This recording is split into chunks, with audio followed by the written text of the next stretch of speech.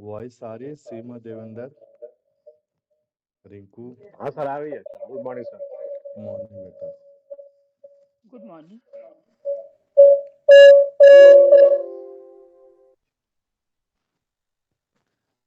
पिछली क्लास में हमने क्या क्या स्टार्ट किया था, किसी को याद है बेटा? हमने क्या क्या कवर कर लिया था पिछली क्लास में? आज क्या करना है हमें?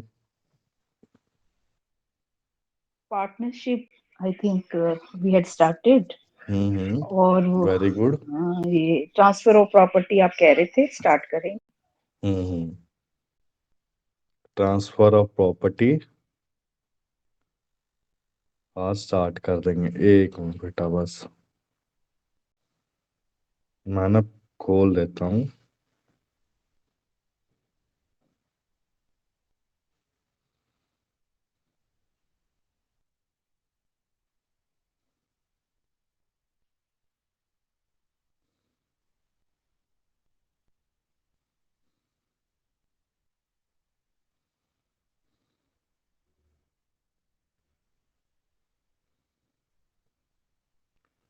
हमने पार्टनरशिप में क्या क्या पढ़ा था बेटा, याद है किसी को?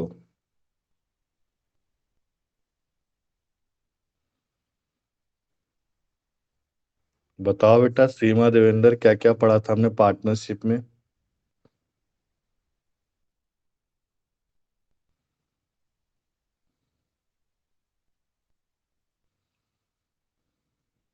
पार्टनरशिप के इसेंशियल पढ़े थे हम लोगों ने सर। हाँ और हाँ, एसेंशियल क्या पार्टनरशिप क्या का थे, जो कुछ याद है एसेंशियल क्या क्या थे कुछ? एक पार्टनरशिप फॉर्म बनाने के लिए क्या क्या क्या क्या चीजों की जरूरत पड़ती है?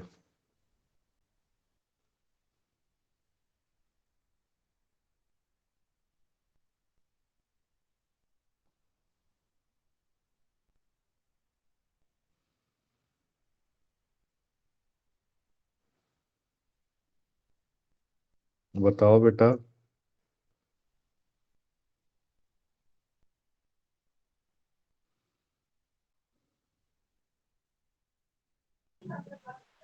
सर उसमें एटलीस्ट 2 पार्टी होना चाहिए था सर। हम्म।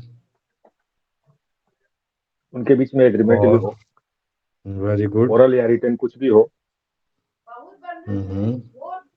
और प्रॉफिट बिजनेस का कुछ होता है, प्रॉफिट लॉस होता है, उसको शेयर और करेंगे। पार्टनरशिप डीड क्या था बेटा देवेंद्र, कुछ याद हो आपको?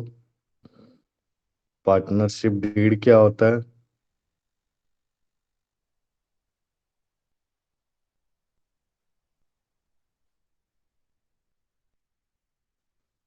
हम्म।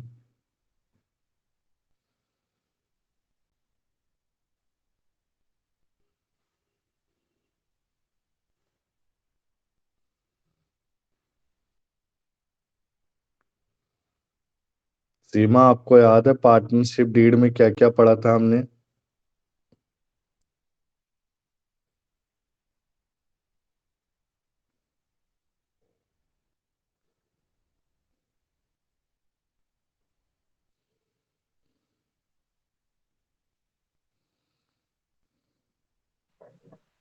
Sir written document which contains the mutual rights and obligations of partnership is known, जो है उसको पार्टनरशिप डीड उसको बोलते थे। ये कोई करेक्ट है। मैंडेटरी नहीं बोला था आपने, हम्म।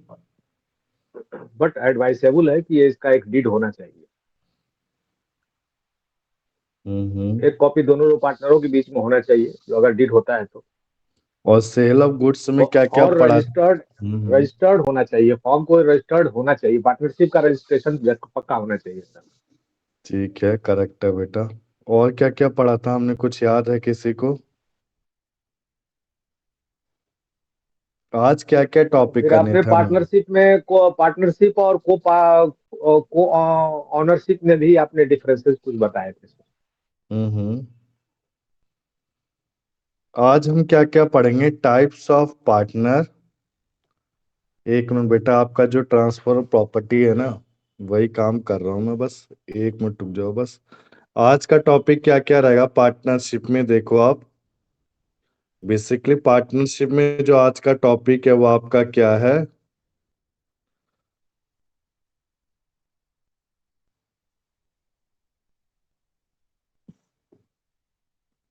पार्टनरशिप में जो टॉपिक है आपका वो है, एक मिनट बेटा बस, types of partner, dissolution of firm. Partnership firm का कैसे हम डिसोल्यूशन कर सकते हैं कोर्ट के थ्रू, क्या क्या पार्टनर चाहिए होते हैं, what are the types of partners. ठीक है ना।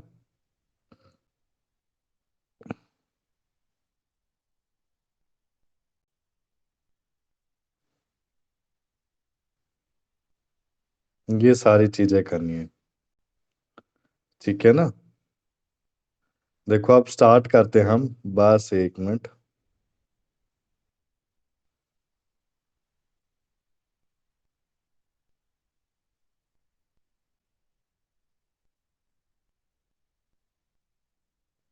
हम्म।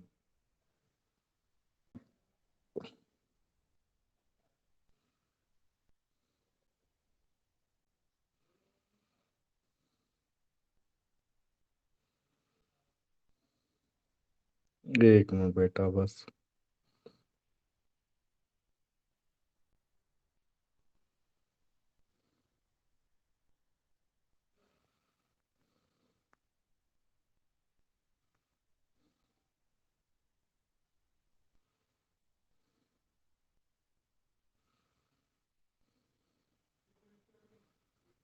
देखो अब किरण, आपको समझ में आ रहा है ना जो हम पढ़ रहे हैं? किरण, रिंकू, स्टार्ट कर दे बेटा अब। हाँ नहीं कर दो। बेसिकली इंडियन पार्टनरशिप एक्ट आपका 1932, ये आपको पता होना चाहिए। ठीक है ना।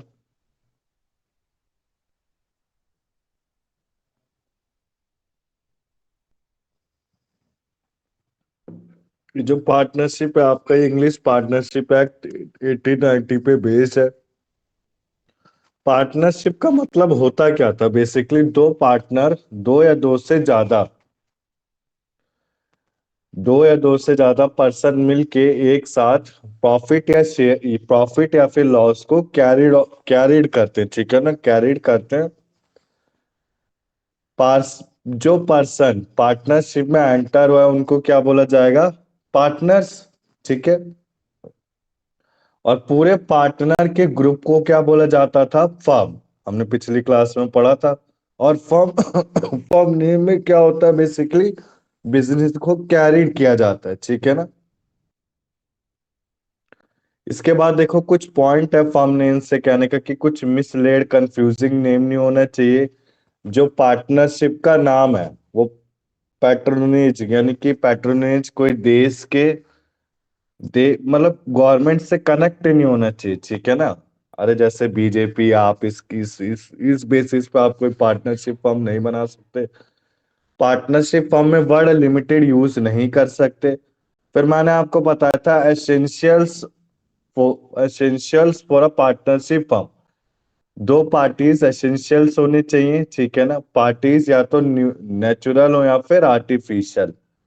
इनका जो एग्रीमेंट है वो पार्टीज के बीच में होना चाहिए। एग्रीमेंट आपका ओरल भी हो या फिर राइटिंग में। इट में बी एक्सप्रेस और इम्प्लाइड। एक बार सीमा बेटा आप बताओगे, सीमा देवेंद्र, एक्सप्रेस और इम्प्लाइड का मतलब क्या होता था? हमने पिछली क्लास में पढ़ा है एक्सप्रेस और इम्प्लाइड का मतलब क्या होता है। सर एक्सप्रेस मतलब बोल के अपने एक्शन से करके, और इम्प्लाइड मतलब कि उसको रिटेन में हो sir. Code of conduct, code of conduct या फिर एक्ट ऑफ लॉ। ठीक है ना। इम्प्लाइड का मतलब है कोड ऑफ कंडक्ट या फिर एक्ट ऑफ लॉ। एक्सप्रेस मतलब ओरल या फिर राइटिंग। ठीक है। जो एग्रीमेंट हो प्रॉफिट को शेयर करने का, प्रॉफिट के साथ एक वर्ड लॉस भी आता है। जरूरी नहीं कि आपके पार्टनरशिप फर्म में हरदम प्रॉफिट ही चलेगा, लॉस भी आता है। ठीक है ना। फिर फोर्थ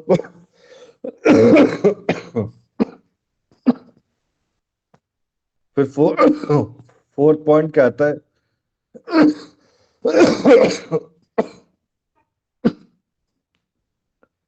कि जो बिजनेस है वो कैरिड किया गया एक डायरेक्शन के लिए। ठीक है ना। उनका एक बिजनेस पर्पस होना चाहिए। इसके बाद बोल रखा है कुछ पॉइंट है, इनको पढ़ना है बेटा एग्जामिनेशन पॉइंट ऑफ व्यू से। ठीक है ना। जो एच यू एफ का मतलब क्या होता है? Hindu undivided family. ठीक है ना। इनकम टैक्स में एसएससी का पार्ट होता है। एसएससी कौन होते हैं? The person who are liable to pay the tax. और person liable to pay the tax में क्या क्या आता है आपका? Individual, Hindu undivided family, partnership firm, company, body of individual, association of person और लोकल म्युनिसिपैलिटी। तो बेसिकली एचयूएफ क्या होता है? Hindu undivided family. ये हमने फैमिली लॉ में पढ़ा भी था, मिताक्षरा और दया भागा। किसी को कुछ आइडिया हो? बेसिकली फैमिली बिजनेस होता है, जैसे कारपेट बनाना, बेडशीट बनाना, ठीक है ना, इनका बिजनेस होता है।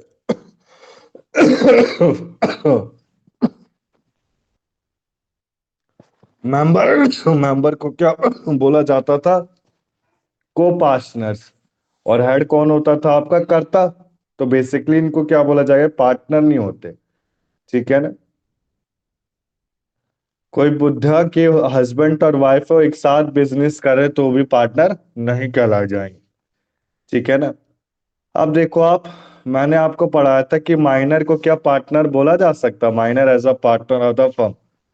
Basically minor can become the partner for the benefit of partnership with the consent of all partners. Minor को पार्टनर बनाया तो जा सकता पार्टनरशिप का, सारे के सारे पार्टनर्स की कंसेंट लेके।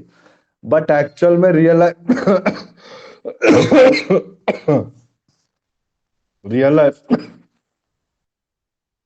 रियल लाइफ में ऐसा कुछ होता नहीं है, ठीक है ना। मैंने पिछली क्लास में भी आपको बताया था ये चीज। For admitting minor as a partner sorry बेटा,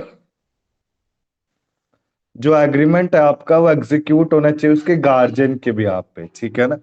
अब इसमें राइट है, देखो कोई माइनर को ऐसा अधिकार दिया नहीं जाता। माइनर बस एडमिट हो सकता है पार्टनरशिप में, वो मेरे हिसाब से कोई प्रॉफिट प्रॉपर्टी, अगर आप रियल लाइफ में आओ, ठीक है ना। ये तो आपको थोड़ा बुकिश लैंग्वेज है, बुकिश लैंग्वेज में बोल रखा है, पर ऐसा होता नहीं, ठीक है ना। क्या आपको आपके अकाउंट्स दे दिए जाए माइनर को इंस्पेक्ट करने के लिए? जिस माइनर ने अभी 12वीं ना पढ़ा हो, अभी 10th स्टैंडर्ड में, उसको अकाउंट्स का वो करेगा भी क्या? उसको अकाउंट्स में समझ में भी क्या आएगा? प्रॉफिट के बारे में करेगा भी क्या? ठीक है ना। तो बेसिकली इसमें बोला तो गया है, पर ऐसा होता नहीं है रियल लाइफ में, ठीक है ना। लायबिलिटीज में देखो, minor is not personally liable, और सेकंड है however share of minor in the firm is liable. अब इसमें देखो, अगर वो मेजोरिटी एज कर लेता है, ठीक है ना, मेजोरिटी को एज कर लेता है, कैसे एज कर लेता है? वॉइस आ रही ना बेटा सबको मेरी? देवेंद्र आ रही है सर। आ रही है ना प्रॉपर? सीमा, रिंकू, सबको आ रही है? किरण मेरी वॉइस?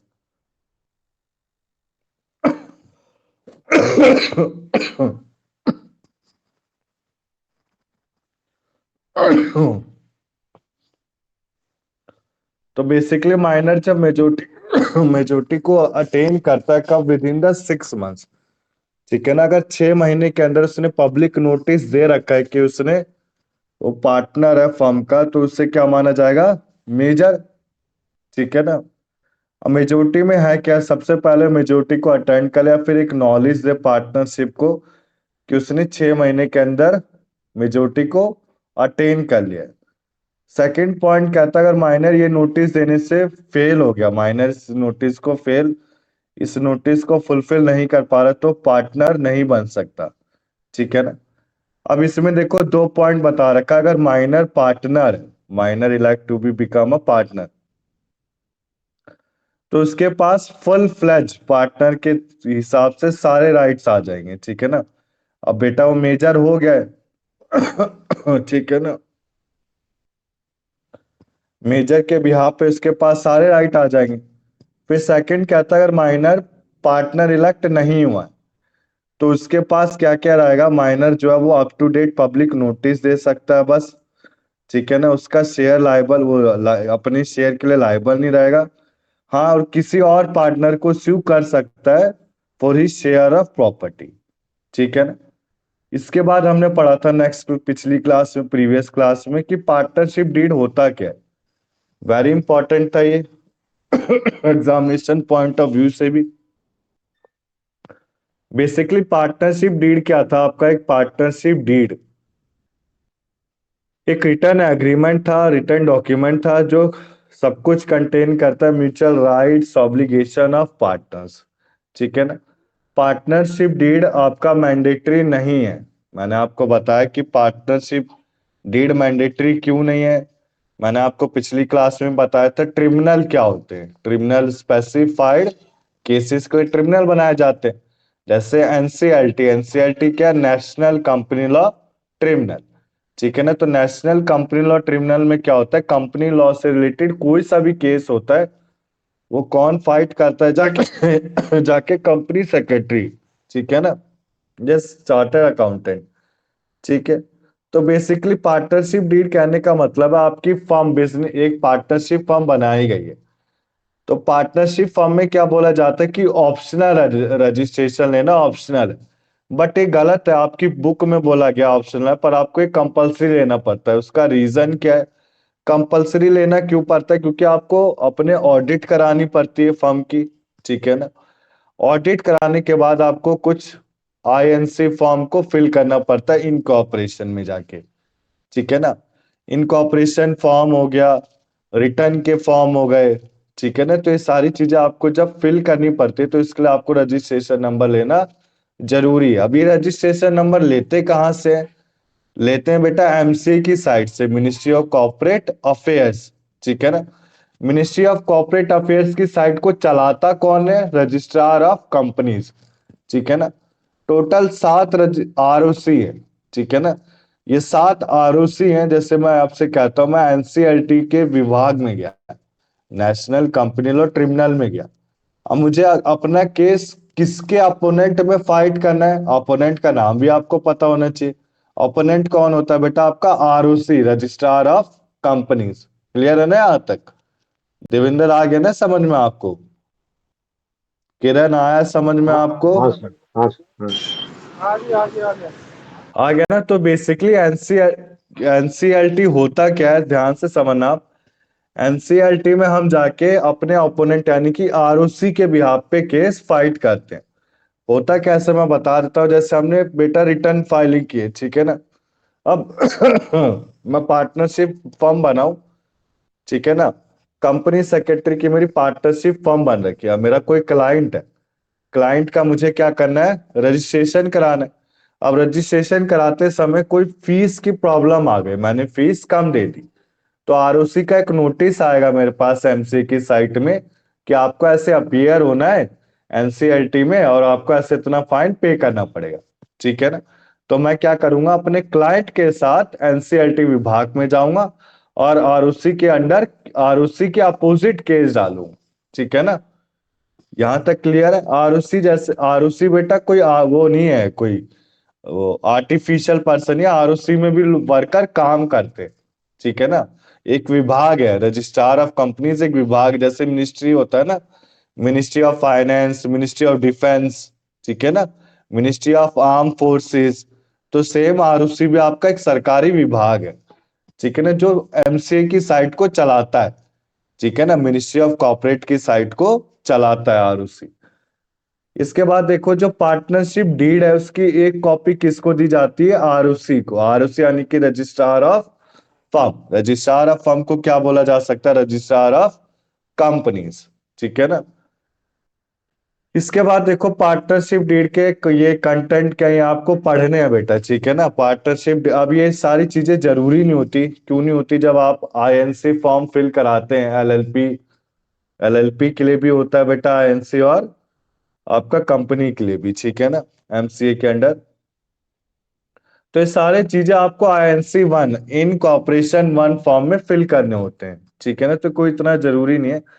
पार्टनरशिप डीड एक बस एक सिंगल रजिस्टर की तरह बनाया गया है। ठीक है ना? जो पार्टनर अपने पास अपनी सिक्योरिटी पर्पस के लिए रखेंगे, जैसे कि फर्म नेम,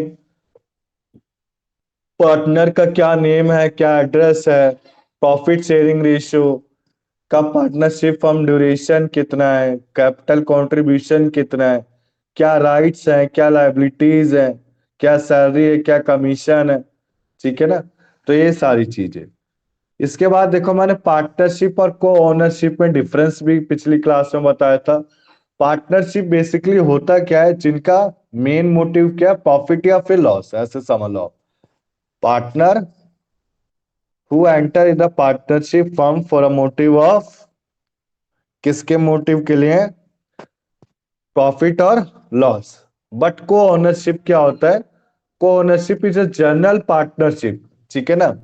को ओनरशिप यानी कि मेरी एक मर्जी है, मैं काम करूं या फिर ना करूं, ठीक है ना। अराइज हो भी सकता है एग्रीमेंट से, नहीं भी हो सकता, इसमें कोई बिजनेस नहीं होता, कोई प्रॉफिट लॉस शेयर नहीं होता। को ओनरशिप यानी कि एक इच्छा है, ठीक है ना। को ओनरशिप जैसे फैमिली मेंबर में को ओनरशिप चल रहा है, दो हस्बैंड एंड वाइफ एक साथ काम कर रहे हैं, तो इसका मतलब ये थोड़ी ना वो पार्टनर है, ठीक है ना। आ गया ना समझ में। तो हस्बैंड एंड वाइफ क्या है, को ओनरशिप, ठीक है। और पार्टनर्स जो प्रॉफिट और लॉस के लिए काम करे वो हो गए आपके पार्टनरशिप फर्म के अंदर। अब इसके बाद देखो लेन, मैंने एक पॉइंट बताया था, partner has a lane on firm property, अधिकार, लेन यानी जब्त कर लेना, ठीक है ना। पार्टनर क्या कर सकता है, प्रॉपर्टी अगर दूसरे पार्टनर की प्रॉपर्टी ज्यादा है, मतलब उसने ज्यादा ही लाइबिलिटीज को ओन कर रखा है, तो उसकी प्रॉपर्टी को जब्त किया जा सकता है, लेन यानी कि जब्त कर लेना। बट को ओनरशिप में ऐसा कोई को ओनर नहीं जब्त कर सकता, क्योंकि उनके बीच में कोई प्रॉफिट एंड लॉस हो ही नहीं रहा है, ठीक है ना। अब इसके बाद जो आज टॉपिक पढ़ने थे हमें, टाइप्स ऑफ पार्टनरशिप बेटा, ठीक है ना। तो मैं आज कोशिश करूंगा कि 11:30 तक सब कुछ करा दूं। फिर ट्रांसफर ऑफ प्रॉपर्टी में थोड़ा बताऊंगा कि ट्रांसफर ऑफ प्रॉपर्टी में क्या क्या चीजें पढ़ेंगे हम, ठीक है ना देवेंद्र। आगे चले बेटा हम। हाँ सर। क्लियर हो रहा है ना कॉन्सेप्ट। सर। ये जो बेटा देवेंद्र जो पहले क्लास ले नहीं रहे ना बच्चे, तो अभी इनको दिक्कत होगी आगे चल के, क्योंकि इनको अभी कोई एग्जाम देना हो ना जुडिशियल, तो जुडिशियल एग्जाम में आता ही है sale of goods act, partnership. ये जो बच्चे सोचे कि हम खुद से कर लेंगे, खुद से कुछ भी नहीं होता लाइफ में, ठीक है ना। टाइप्स ऑफ पार्टनरशिप में हम बेटा देखो ध्यान से करते हैं, हम बेसिकली दो पार्टनर्स होते हैं, पार्टनरशिप एट विल और particular partnership. Partnership at will का मतलब कि जो अपने इच्छा के अनुसार चलता रहेगा, ठीक है ना। ये जो पार्टनरशिप हमें पीरियड ऑफ टाइम के लिए होता है, पार्टनर की इच्छा के हिसाब से, ठीक है ना। ये कब डिसॉल्व होगा, जब दूसरा पार्टनर नोटिस देगा छोड़ने का। पर्टिकुलर पार्टनरशिप में क्या होता है, जब टाइम ओवर हो जाता है, पर्पस अचीव हो जाता है, तो उसको बंद कर दिया जाता है, ठीक है ना। इसके बाद देखो टाइप्स ऑफ पार्टनर, ये कॉम जैसे हम कॉमर्स में बेटा वैसे भी बच्चों ने पढ़ ही रखा होता है, ठीक है ना। बिजनेस लॉ एक आता है, बिजनेस लॉ में sale of goods act and partnership act होता ही है, इंडियन कॉन्ट्रैक्ट एक्ट। तो बेसिकली हम पढ़ लेते हैं टाइप्स ऑफ पार्टनर में सबसे पहला एक्टिव, ये जरूर करके जाना है, ठीक है ना। एमसीक्यू में वेरी इंपॉर्टेंट टॉपिक है टाइप्स ऑफ पार्टनर, ये बनता ही है, इससे क्वेश्चन बनेगा ही बनेगा, ठीक है ना। टाइप्स ऑफ पार्टनर से एक्टिव पार्टनर कौन होता है, जो बिजनेस में डेली एक्टिव करता है, ठीक है ना, डेली एक्टिव पार्टिसिपेशन लेता है।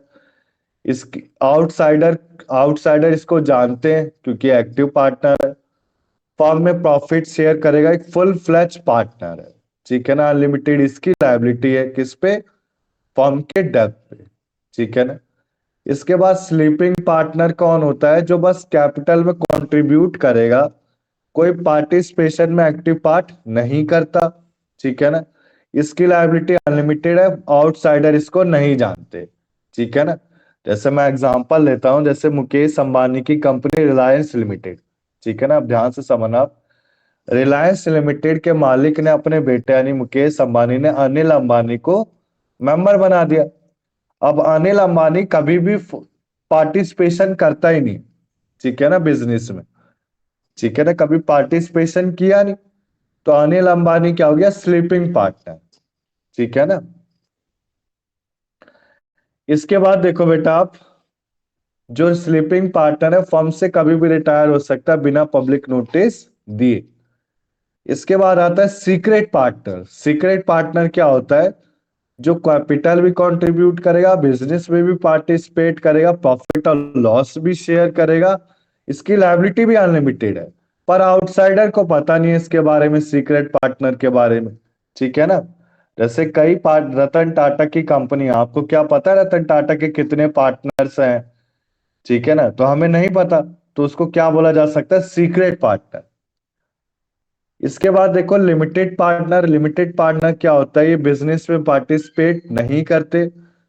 जब, हाँ, बेसिकली इनकी जो फर्म है वो डिसॉल्व नहीं होगी डेथ, लुनेसी और बैंकरप्सी में। ये जो लिमिटेड पार्टनर है, ये लिमिटेड लिमिटेड शेयर डालेंगे कैपिटल का, प्रॉफिट लिमिटेड लेंगे। जितना इन्होंने शेयर डाला उतना ही प्रॉफिट लेते हैं बेसिकली। ठीक है ना, लिमिटेड पार्टनर। अरे कहने का मतलब है, जैसे कोई बिजनेस है बेटा, ठीक है ना, बिजनेस में कोई बंदा अपना शेयर उतना ही डाल रहा है जितना उसको मुनाफा मिलेगा, तो क्या होगा? Limited partner. अभी नीचे इसके एग्जांपल होंगे। ठीक है ना। फिर आता है partner in profit only. Partner in profit only कहने का मतलब है, पार्टनर पार्टनर जो है ना, उसका एक प्रॉफिट का ही शेयर रहेगा, वो लॉसेस में शेयर नहीं करेगा। इसकी लायबिलिटी कैसी होगी? अनलिमिटेड। ठीक है ना। वो एक्टिव पार्टिसिपेशन बिजनेस में नहीं करेगा। ऐसा पार्टनर एसोसिएट रहेगा मनी और गुडविल के लिए। ठीक है ना। इसके बाद आता है नॉमिनल पार्टनर। नॉमिनल पार्टनर के दो टाइप हैं, पार्टनर बाय एस्टेपल और partner by holding out. Basically nominal partner होता क्या है? जो दूसरों को दिखाता है, ऐसे को दूसरे को रिप्रेजेंट करता है कि वो पार्टनर है, पर वो एक्चुअली पार्टनर नहीं होता। जैसे हमने याद करो आप, सिंबॉलिक। ठीक है ना। हमने टाइप्स ऑफ डिलीवरी पढ़ा था सेल ऑफ गुड्स एक्ट में। तो टाइप्स ऑफ डिलीवरी में बेटा एक टॉपिक था, वो सिंबॉलिक डिलीवरी। ठीक है ना। तो सिंबॉलिक डिलीवरी में हमने क्या पढ़ा था कि एक्चुअली पार्टिसिपेशन नहीं होता, बस एक सिंबल, मतलब एक एक्चुअल ट्रांजैक्शन ना होके एक सिंबलाइज किया जाता है। ठीक है ना। तो जो सिंबॉलिक डिलीवरी हो किससे रिलेट करता है? नॉमिनल पार्टनर से। यानी कि दूसरों को दिखाया जाता है कि वो पार्टनर है का फर्म का, बट वो एक्चुअली पार्टनर, मतलब रिप्रेजेंट करेगा अपने आप को कि पार्टनर है। ठीक है ना। ये प्रॉफिट एंड लॉस में पार्टिसिपेट नहीं करता। हाँ, बट ये लायबल रहेगा आउटसाइडर के डेब्ट के लिए। ठीक है ना। अब एक बार ये बेटा पढ़ लो आप इसको, पार्टनर बाय होल्डिंग आउट और पार्टनर बाय एस्टॉपल। ठीक है ना। इसको पढ़ लेते हैं। ये इंपॉर्टेंट है। ठीक है ना। पार्टनर बाय एस्टॉपल क्या होता है? ये पार्टनर तो है नहीं फर्म का, पर ये रिप्रेजेंट करेगा कि पार्टनर है, कैसे बिहेवियर या फिर अपने कंडक्ट से। जैसे कि जलाल है, पार्टनर नहीं है, बस उसने रामू को कहा कि वो अल्फा एंटरप्राइजेस का पार्टनर है। तो रामू ने अपने सेल को फर्म को बेचे। ठीक है ना। अब रामू अपने गुड्स को बेचा है फर्म को, पार्टनरशिप फर्म को। अब फर्म बाद में उसको पैसा पे नहीं कर पा रही, तो क्या रामू अब इस केस में जलल से रिकवरी ले सकता है? मैंने क्या बताया आपको कि ही बिकेम, देखो ध्यान से पढ़ने, जो लाइन कह रहा है, he became liable for he became liable for to outsider for डेब्ट ऑफ फर्म। ठीक है ना। तो बेसिकली अगर कोई रिप्रेजेंट करता है कि मैं, हाँ, इस पार्टनरशिप फर्म का पार्टनर हूं, तो बाद में कोई थर्ड पार्टी आके मुझसे पैसा पेमेंट डिमांड कर सकता है जो फर्म को पे करें। यहां तक क्लियर है? सीमा सीमा, रिंकू, किरण, आगे चलो बेटा मैं।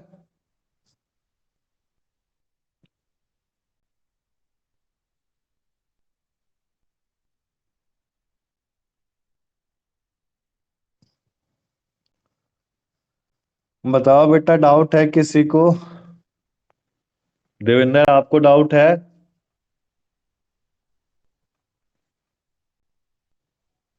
पढ़ना पड़ेगा सर इसको। अभी पढ़ लो ना। देखो ध्यान से समझो एक बार। पार्टनर बाय एस्ट्रपल कहने का मतलब है जो एक्चुअली पार्टनर नहीं है फर्म का। ठीक है ना। जो एक्चुअली पार्टनर है फर्म का, पर रिप्रेजेंट करता है कि वो पार्टनर। अब देखो पार्टनर रिप्रेजेंट कर रहा है, तो क्या वो डेप्थ के लिए लायबल रहेगा? एग्जाम्पल में भी सेम बोला गया। अब दूसरा आता है partner by holding out. Partner by holding out में क्या होता है? एक ऐसा पर्सन जो फर्म का पार्टनर तो है नहीं, बट एक तरह से अपने आप को दिखाता है फर्म को कि एक्चुअली में पार्टनर है। ठीक है ना। अल्फा रामू को कहता है जलल के प्रेजेंट में कि जलल अल्फा एंटरप्राइजेस का पार्टनर है। होल्डिंग आउट कहने का मतलब है कि पार्टनरशिप फर्म खुद कह रहा है। ठीक है ना। पार्टनरशिप फर्म खुद बता रहा है कि ये पार्टनर है फर्म का। ठीक है ना। ये जो पर्सन है पार्टनरशिप फर्म का पार्टनर। ठीक है ना। अब बेसिकली इसमें होता क्या है, रामू लोन देता है 20,000 अल्फा एंटरप्राइजेस को। ठीक है ना। अब जो फर्म है, फर्म क्या करती है, फेल कर देती है लोन अमाउंट पे करने के लिए रामू को। ठीक है ना। तो जलल लायबल है 20,000 रामू को देने के लिए। क्यों? क्योंकि जलल एक तरह से पार्टनर है होल्डिंग आउट से। ठीक है ना। आ गया ना साउंड में। तो नॉमिनल पार्टनर कहने का मतलब बेसिकली क्या है, नॉमिनल पार्टनर और liable to pay the outsider. Outsider डेब्ट को पे करने के लिए दोनों के दोनों लायबल होते हैं। यहां तक क्लियर है? आगे चले हम। बताओ बेटा देविंदर, सीमा, आगे चले हम।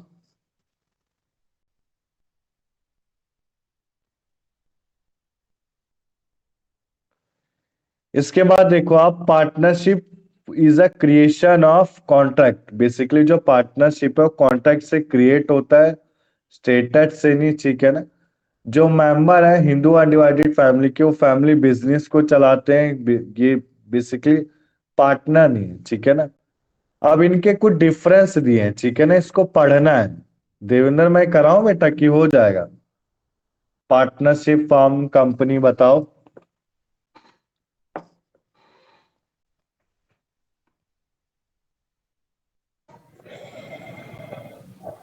बोलो बोलो, हो जाएगा बेटा कि नहीं हो पाएगा?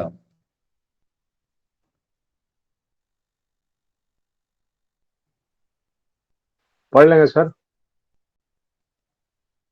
पढ़ लोगे ना? कि कराऊं मैं कि ना कराऊं डिफरेंस?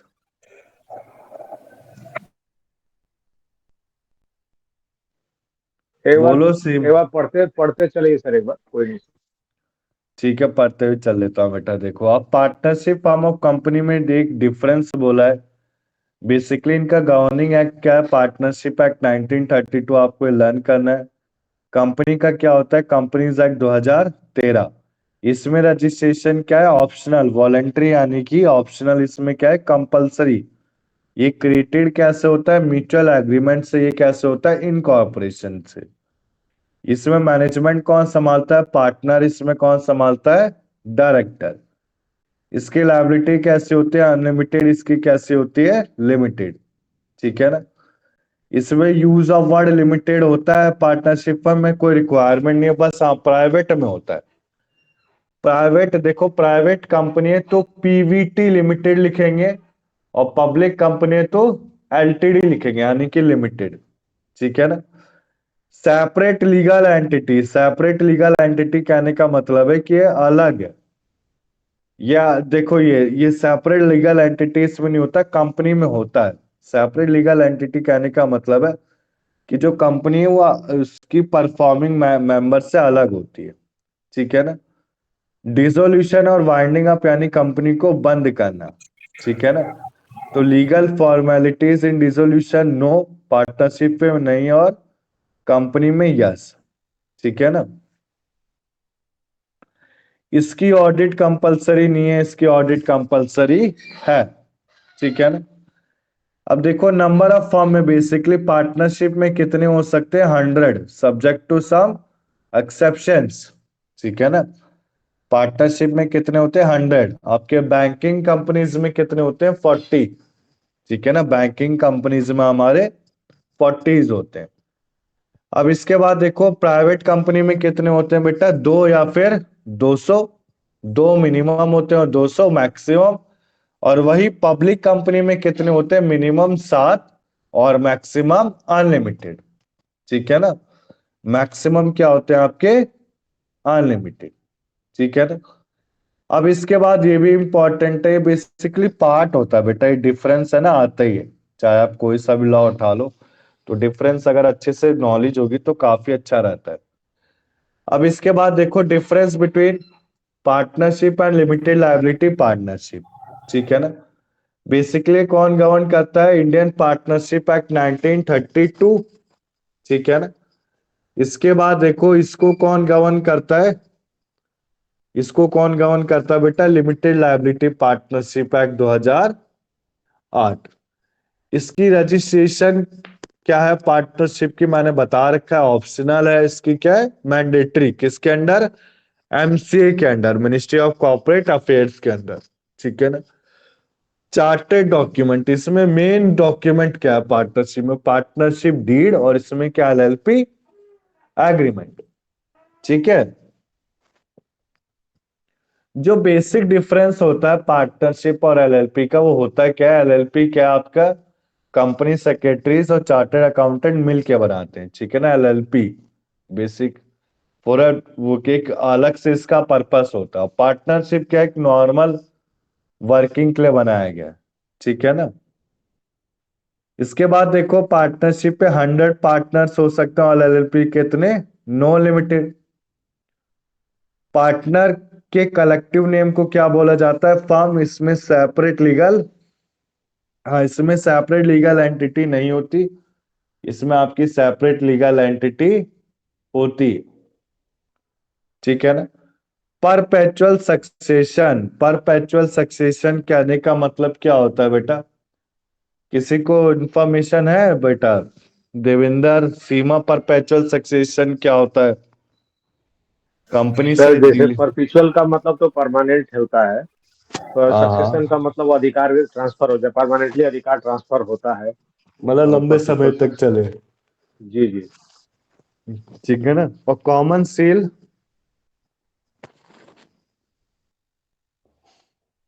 कॉमन सील का मतलब क्या होता है देवेंद्र? कुछ आइडिया हो आपको?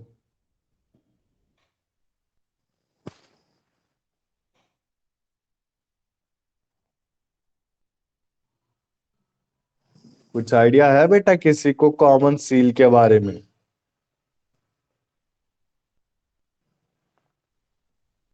इसमें कहीं आया है क्या सर ये वर्ड जो आप बोल रहे हैं, कॉमन सील? नहीं, मैं तो जनरल इंफॉर्मेशन के लिए पूछा हूं देवेंद्र। बेसिकली जो कॉमन सील होता है ना, ठीक है ना, कॉमन सील कहने का मतलब है जैसे कंपनी में आपको साइन करने, ठीक है ना, किसी डॉक्यूमेंट में, तो कंपनी का जो सिग्नेचर है उससे कॉमन सील बोला जाता है। ठीक है ना। जो आर्टिफिशियल सिग्नेचर है उससे कॉमन सील बोला जाता है। परपेचुअल सक्सेशन का मतलब क्या होता है? Company will go for a limited period of time. ठीक है ना। तो पार्टनरशिप में परपेचुअल सक्सेशन नो है, और लिमिटेड लायबिलिटी पार्टनरशिप में आपकी परपेचुअल सक्सेशन यस है। यहां तक क्लियर है? इसके बाद देखो इसका रिलेशन कैसा है। जो पार्टनर है वो एजेंट होते हैं। ठीक है ना। और इसमें क्या होता है? पार्टनर एजेंट होते हैं एलएलपी के। ठीक है ना। अब इसके बाद बेटा पार्टनरशिप और हिंदू अनडिवाइडेड फैमिली का एक डिफरेंस पता है? ठीक है ना। ये सब पढ़ने हैं बेटा देवेंद्र, ये वेरी इंपॉर्टेंट चीजें हैं। ठीक है ना। जो पार्टनर है प्रॉफिट को शेयर करता है, हिंदू अनडिवाइडेड में कोई प्रॉफिट शेयरिंग नहीं होती। पार्टनरशिप में मैनेजमेंट इन्वॉल्व है, पर हिंदू अनडिवाइडेड फैमिली में कौन मैनेजमेंट है? करता ही। पार्टनरशिप में एक रिलेशन एग्जिस्ट करेगा पार्टनर्स के बीच में, और हिंदू अनडिवाइडेड फैमिली में क्या करेगा? एक सिंगल पर्सन है, कोई पार्टनरशिप नहीं होती। ठीक है ना। इसमें अथॉरिटी कैसी है? पार्टनरशिप में खुद का ये सारे के सारे पार्टनर क्या एजेंट होते हैं एक दूसरे के, और इससे इम्प्लाइड अथॉरिटी होती है। ठीक है ना। इसमें फर्म डिसोल्यूशन हो सकता है कब? डेथ, रिटायरमेंट में। ठीक है ना। इसमें डेथ ऑफ कर्ता से डिसोल्यूशन नहीं हो सकता। अब इसके बाद देखो बेटा rights of and liabilities of partner. यहां तक क्लियर है देवेंद्र? आगे चलूं मैं? हाँ सर। देखो अब ध्यान देंगे हम। ये दिख रहा है ना बेटा स्क्रीन में आपको? Full screen.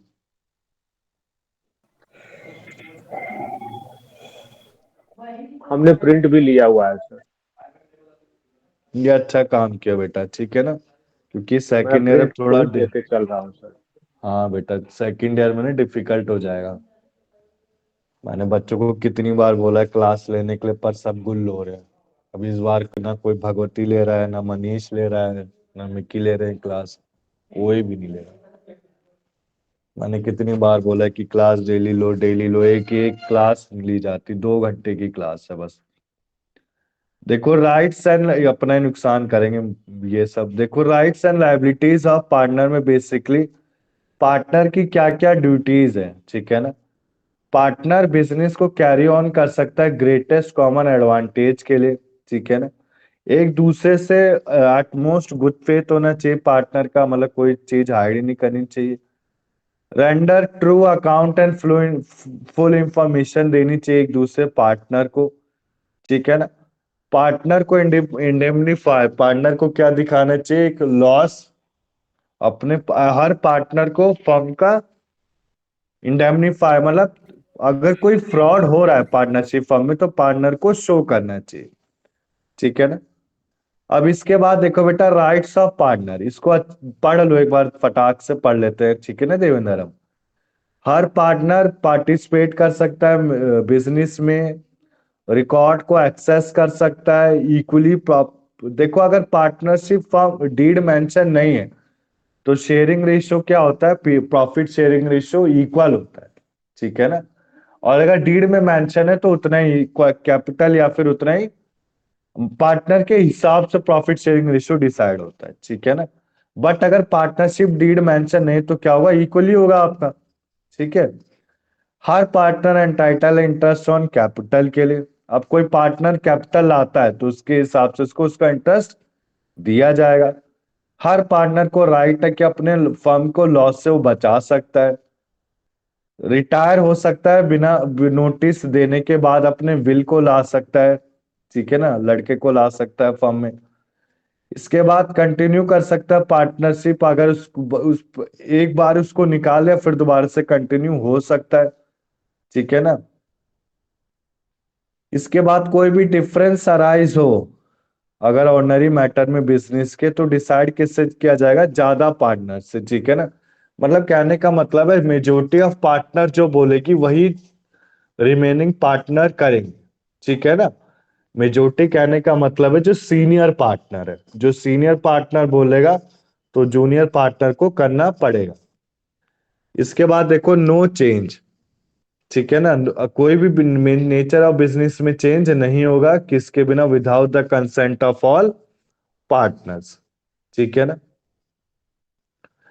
इसके बाद देखो property of firm. Property of firm में क्या क्या राइट्स है, बेसिकली ये सारे के सारे स्टॉक ऑफ फर्म में लिखे जाते हैं, जो मतलब परचेज बाय फर्म है, जिसको गुडविल ऑफ बिजनेस, अभी गुडविल ऑफ बिजनेस आखिरी में आएगा, ठीक है ना टॉपिक इसके। फर्म हेल्ड करता है प्रॉपर्टी को, यूज कर सकता है पार्टनर किसके लिए, बिजनेस के पर्पस के लिए, ठीक है ना। जो प्रॉपर्टी वो बिलोंग करेगी फर्म से, इंडिविजुअल पार्टनर या पार्टनर से बिलोंग नहीं करेगी, ठीक है ना। अब इसके बाद देखो पार्टनर क्या है, एजेंट है फर्म का, ठीक है ना बेसिकली। तो एवरी पार्टनर क्या होता है, फर्म का एजेंट होता है, ठीक है ना। जो पार्टनर है वो बाइंड करता है फर्म को और सारी की सारी फर्म पार्टनरशिप फर्म को, ठीक है ना। अब इसके इसमें देखो अगर मान लो फर्म बाइंड नहीं करा, मतलब पार्टनरशिप एक तरह से अच्छे से रेगुलेशन नहीं चल रही, तो कोई अथॉरिटी नहीं होगी। दूसरा, एक पार्टनर दूसरे के ऊपर बिलीव नहीं करेगा, ठीक है ना। अब देखो अथॉरिटी ऑफ पार्टनर, आगे चलो ना बेटा देवेंद्र, फास्ट तो नहीं चल रहा ना मैं। ये ठीक है सर, चलिए। बुक 1 कंप्लीट कराना है बेटा, काफी समय हो गया ना, 1 महीना हो गया इसी के लिए। अथॉरिटी ऑफ पार्टनर में बेसिकली 2 अथॉरिटी होते हैं, एक्सप्रेस और इम्प्लाइड, ये आपको पता ही है। इसको एक बार आप पढ़ लेना बेटा, इतना इंपॉर्टेंट टॉपिक नहीं है, ठीक है ना। एक्सप्रेस अथॉरिटी क्या होता है, ये अथॉरिटी गिवन की जाती है वर्ड से, लिखित से। और इम्प्लाइड क्या होता है, कोड ऑफ कंडक्ट या फिर एक्ट ऑफ लॉ, ठीक है ना। अब इसके बाद देखो इंपॉर्टेंट टॉपिक स्टार्ट हो गया आपका, रिकॉन्स्टिट्यूशन, यानी कि एक तरह से डिसोल्यूशन, ठीक है ना। जो मैंने बोला नहीं था, एक तरह से ये पार्टनरशिप फॉर्म में चेंज कैसे होता है, फिर डिसोल्यूशन, ठीक है ना।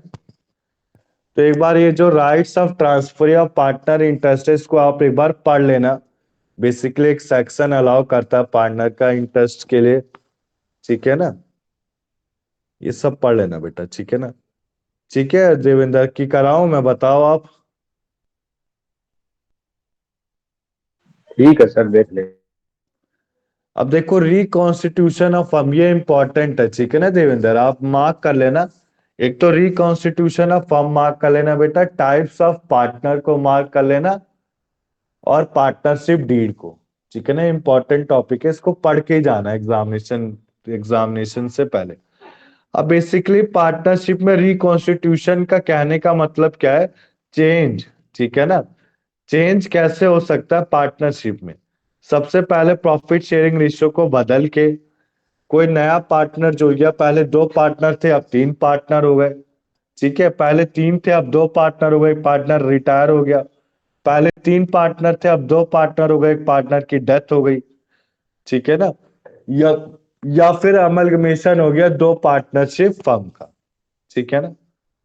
अब इसमें सबसे पहला पॉइंट आता है एक्सप्लेशन ऑफ पार्टनर। एक्सप्लेशन यानी कि पार्टनर को निकाल देना, एक्सप्लाइड यानी कि निकाल देना। कैसे निकाल देना, मेजोरिटी ऑफ पार्टनर से, ठीक है ना। अब सीनियर, अब जैसे मैं जॉब करता हूँ, ठीक है ना देवेंद्र, अब मेरा काम अच्छा है नहीं बेटा एडवोकेट में, मैं अच्छे से लीगल ड्राफ्ट्स बना नहीं पा रहा, अच्छे मतलब मैं शर्माता हूँ, मैं कोर्ट में भी नहीं खड़ा हो पा रहा, तो मुझे कोई क्यों रखेगा काम पे, मुझे तो सब निकाल देंगे काम पे। तो सेम एक्सप्लेशन ऑफ पार्टनर में है कि partner can not be expelled by majority of its partner, ठीक है ना। ये जो एक्सप्रेस पार्टनर को निकालने का राइट है, वो किस पे मेंशन होगा, पार्टनरशिप एग्रीमेंट, ठीक है ना, तभी उसको निकाला जा सकता है। और पार्टनरशिप एग्रीमेंट को कौन चेंज कर सकता है, सीनियर पार्टनर, ठीक है ना, जो सीनियर पार्टनर है, फिर चेयरमैन। इसके बाद देखो डेथ इंसॉल्वेंसी ऑफ पार्टनर, कोई पार्टनर अगर मान लो इंसॉल्वेंट हो गया, डेथ हो गया, तो पार्टनर वहीं के वहीं खत्म हो जाता है, ठीक है ना, तो पार्टनरशिप को डिसॉल्व करना पड़ता है। उसके बाद स्टेट, स्टेट मैंने आपको बताया था, स्टेट कौन होते हैं, लीगल हायर, ठीक है ना, हमने ये फैमिली लॉ में पढ़ा भी था। स्टेट, जो स्टेट होते हैं पार्टनर के, अगर वो भी मर गया या इंसॉल्वेंट हो गया, तो क्या होता है, तो पार्टनरशिप डेथ नहीं रिकवर की जा सकती, ठीक है ना। अब स्टेट स्टेट क्या होगा, लायबल होगा सारे के सारे डेथ के लिए, उसके मरने या फिर इंसॉल्वेंसी से पहले, ठीक है ना। अब ये भी इंपॉर्टेंट टॉपिक है बेटा, what are the rights of outgoing partner. अब ये आउटगोइंग पार्टनर होता क्या है, ठीक है ना, कुछ आइडिया है देवेंद्र, आउटगोइंग पार्टनर्स क्या होते हैं। जिसको जिसको निकाल देते होंगे, जो पार्टनरशिप से जिसको रिमूव करते हैं, छूट जाता होगा, मेरे ख्याल से उसी को हाँ, आउटगोइंग पार्टनर बोलते वेरी हैं। गुड, हाँ यही है बेटा, यही है, ठीक है ना, सही बताया आपने। तो बेसिकली आउटगोइंग पार्टनर अपने बिजनेस को compete कर सकते हैं फर्म के साथ। ये फर्म का, या आउटगोइंग पार्टनर पता है क्या होता है, जैसे एक मैं हूं, जैसे मैं एक्सपर्ट एकेडमी में पढ़ा रहा हूँ, ठीक है ना, मैं टीचर हूँ। अब मैं कहीं और जाके मैंने अपना खुद का सेंटर खोल दिया, ठीक है ना, एलएलबी का, मैं खुद की क्लासेस दे रहा हूँ। तो मैं खुद का अगर पढ़ा रहा हूँ, तो मैं क्या हूँ, आउटगोइंग पार्टनर हूँ, किसका, एक्सपेक्ट एकेडमी का, ठीक है ना। एक्सपेक्ट एकेडमी से मैंने निकल के कहीं और मैं पढ़ाने लगा, तो मैं क्या हूँ, आउटगोइंग पार्टनर, ठीक है ना। तो जो आउटगोइंग पार्टनर है, फर्म का नेम यूज नहीं कर सकता, अपने आप को रिप्रेजेंट नहीं कर सकता फर्म ऑफ बिजनेस में, और अपने आप से कस्टमर पार्टनरशिप के कस्टमर को स्यू नहीं कर सकता, सॉलिसिट मतलब स्यू, ठीक है ना। तो बेसिकली जो रिप्रेजेंटेटिव होता है आउटगोइंग पार्टनर का, वो अपने प्रॉफिट को बंद करा सकता है जब पार्टनर मर जाता है, या फिर 6% का इंटरेस्ट ले सकता है, एमसीक्यू में आ सकता है बेटा ये, ठीक है ना, इसको भी मार्क कर लेना देवेंद्र आप। एक तो इफेक्ट ऑफ नॉन रजिस्ट्रेशन और राइट ऑफ आउटगोइंग पार्टनर, ये ज्यादा पूछे जाते हैं। अब देखो इसके बाद जो टॉपिक है registration of firm, registration of firm तो आपको पता होगा, रजिस्ट्रेशन ऑफ फर्म में क्या क्या आएगा, नेम ऑफ फर्म आएगा, प्लेस आएगा, डेट आएगा, किस डेट को पार्टनर ने ज्वाइन किया business, name of any other place आएगा जहां बिजनेस को कैरी किया जा रहा है, फर्म की ड्यूरेशन आएगी, ये सारे के सारे स्टेटमेंट को प्रिपेयर किया जाता है और साइन कौन करता है? पार्टनर्स करता है। ठीक है ना? इसके बाद देखो इसके इफेक्ट क्या नॉन रजिस्ट्रेशन के। देखो हाँ, ये वेरी इंपॉर्टेंट है। ठीक है ना? ये आ रखा है एग्जाम में, ये थ्योरेटिकल क्वेश्चन भी आ रखा है, कई बार आता है थ्योरेटिकल क्वेश्चन कि what are the effect of non registration. अब आपने देवेंद्र अपनी पार्टनरशिप फर्म को बेटा रजिस्ट्रेशन नहीं ले रखा, तो इसके क्या लायबिलिटीज या फिर क्या कॉन्सिक्वेंसेज होंगे। सबसे पहले मैं मतलब आप मेरे ऊपर केस नहीं कर सकते। ठीक है ना? कि आप दूसरी पार्टी के ऊपर स्यू नहीं कर सकते, दूसरी पार्टनरशिप फर्म के ऊपर क्लेम के लिए स्यू नहीं कर सकते। तीसरा, थर्ड पार्टी को भी स्यू नहीं कर सकते और किसी और अदर पार्टनर को स्यू नहीं कर सकते। तो basically effect of non registration कहने का मतलब है कि आप किसी भी पार्टी को स्यू नहीं कर सकते हो। ठीक है ना? अब इसके बाद देखो आप, लास्ट आता है डिसोल्यूशन ऑफ फर्म। ये मैंने कहा था इंपॉर्टेंट है। डिसोल्यूशन का मतलब क्या होता है देवेंद्र, बताना बेटा, कुछ आइडिया हो देवेंद्र? सीमा, वॉइस आ रही है हाँ सर, आपको? डिजोल्व मतलब डिजोल्यूशन का मतलब कि समाप्त हो जाना, खत्म हो जाना, वेरी गुड, बंद कर देना। वेरी गुड, करेक्ट है बेटा। तो देखो डिसोल्यूशन कैसे हो सकता है? एग्रीमेंट से हो सकता है, कंपलसरी हो सकता है, सर्टेन इवेंट्स के हिसाब से हो सकता है, या पार्टनरशिप की इच्छा से या फिर कोर्ट के इच्छा से हो सकता है। ठीक है ना? अब एग्रीमेंट से क्या कैसे होगा? सारे के सारे पार्टनर चाहते हैं कि कम ये पार्टनरशिप का बंद हो जाए। कंपलसरी डिसोल्यूशन क्या होगा? पार्टनर, सारे के सारे पार्टनर क्या हो जाए? इंसॉल्वेंट हो जाए, या ऐसा कोई इवेंट हो जो अनलॉफुल हो, जिसे लॉफुल नहीं बनाया जा सकता है। इसके बाद देखो सर्टेन हैपनिंग में क्या क्या होगा? पार्टनर की डेथ हो जाए, पार्टनर आपका इंसॉल्वेंट है। ठीक है ना? उसे फिक्स टर्म के लिए रखा गया, पर फिक्स टर्म से पहले उसे जॉब से निकाल दिया। ठीक है नहीं? By the expiry of that time. ठीक है, इतना क्लियर है। इसके बाद देखो dissolution by the notice of partnership at will, मतलब इच्छा के अनुसार। ठीक है ना? इच्छा के अनुसार हम अपने पार्टनरशिप को खत्म कर सकते हैं। इसके बाद आता है बेटा आपका डिसोल्यूशन बाय द कोर्ट। अब dissolution by the court basically क्या है, ध्यान से समझेंगे आप। ये कौन है बेटा? ये अच्छा।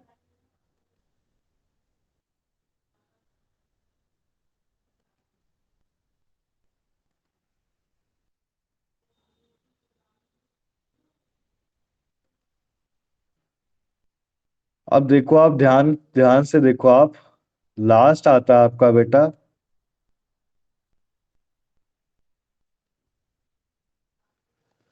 Dissolution by the court. अब कोर्ट कब अपने हमारे पार्टनरशिप फर्म को बंद करा सकती है? कब करा सकती है? जब आपका पार्टनर क्या है? अनसाउंड माइंड का है, पार्टनर इनकैपेबल हो गया पार्टनर बनने के लिए। ठीक है ना? बिजनेस को अच्छे से कंडक्ट नहीं करा पा रहा है, पार्टनर ने एग्रीमेंट में कोई ब्रीच कर दिया, तोड़ दिया मैनेजमेंट के साथ, कंडक्ट ऑफ बिजनेस के साथ। ठीक है ना? या फिर पार्टनर ने अपने सारे के सारे शेयर किसी थर्ड पार्टी को दे दिए। ठीक है?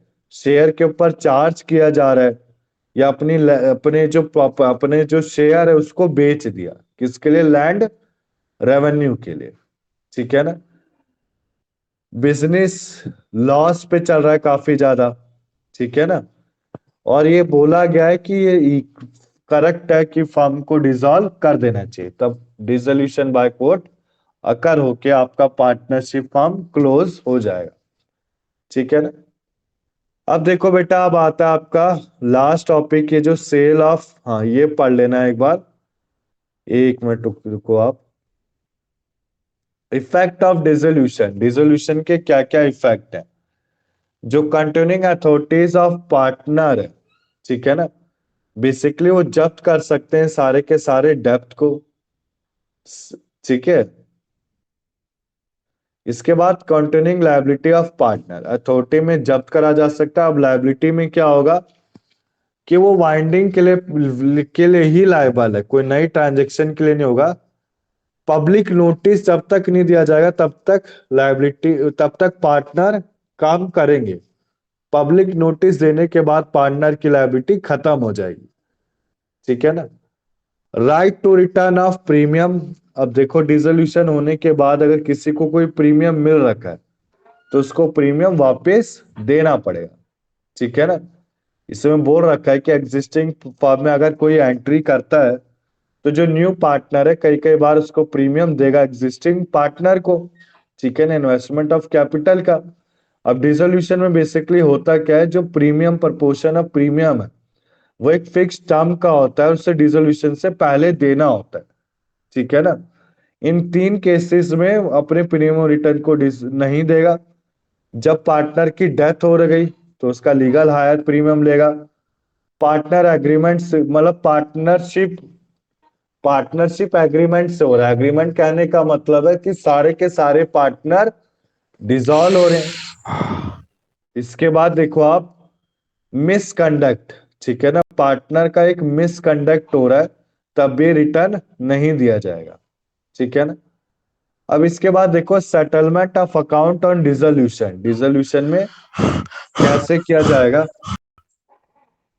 कैसे दिया जाएगा सेटलमेंट ऑफ अकाउंट्स में। ठीक है ना, देखते जाओ आप। बेसिकली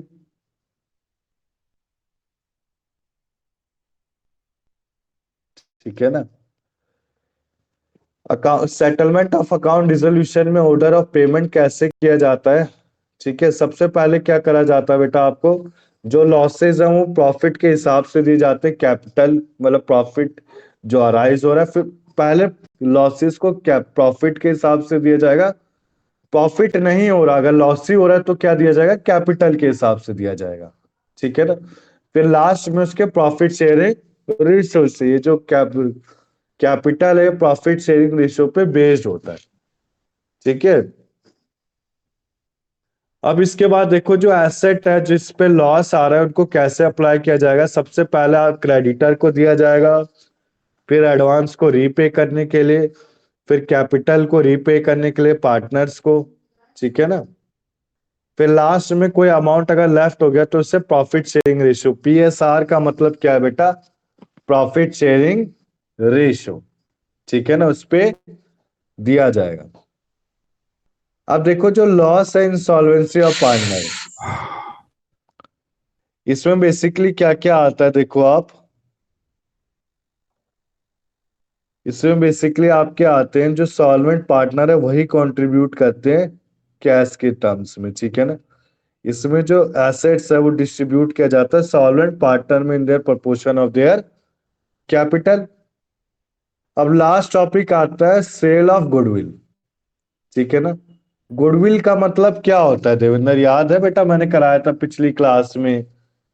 देवेंद्र, हाँ रिंकू, सर। सीमा, सर क्या वो था तो याद गुडविल नहीं, का लेकिन मतलब। कॉमन सेंस से कुछ गुडविल का मतलब मैंने कुछ अच्छा नाम कमाया है। जैसे हिंदुस्तान हाँ लीवर भाई। एक गुड नेम है तो गुडविल है उसका। रिलायंस एक हम्म। गुड नेम है तो गुडविल है उसका एक मार्केट में, कि भाई इस कंपनी का चीज है तो अच्छा ही होगा। ये वेरी गुड। गुडविल होता है सर ये। वेरी गुड, एकदम करेक्ट पता है बेटा आपने। ठीक है। तो बेसिकली देखो राइट क्या होते हैं सेल गुडविल को बेचने में, बायर के पास और सेलर के पास। बायर के पास क्या है, बायर फर्म का नेम यूज कर सकता है। ठीक है ना, अपने आप को रिप्रेजेंट करेगा बिजनेस में, क्या मैं नया मालिक हूं। इसके बाद सी पॉइंट क्या कह रहा है, बायर क्या करेगा, सॉलिसिट करेगा पुराने कस्टमर को। ठीक है ना, पुराने कस्टमर को सॉलिसिट करेगा बेसिकली। ठीक है ना, और रिस्ट्रिक्ट कर देगा सेलर ऑफ गुडविल को ये करने से। इसके बाद देखो राइट ऑफ सेलर में बेसिकली सेलर एंटर होता है कंपटीशन में परचेजर के साथ। ठीक है, अनलेस, हाँ सेलर के पास क्या है कि सेलर कंपटीशन में बायर के साथ एंटर होता है, बस इसमें इतना ही है बेटा। ठीक है ना। अब लास्ट है बेटा, ये खत्म है फिर पीडीएफ आपका। Suit for label and cylinder, इसका मतलब क्या है? ठीक है ना, जो फर्म है वो कलेक्शन ऑफ पार्टनर होता है। फर्म में क्या होते हैं? पार्टनर के पार्टनर दो या तीन होते हैं, फिर कलेक्शन उन्हें बोला जाता है बेसिकली।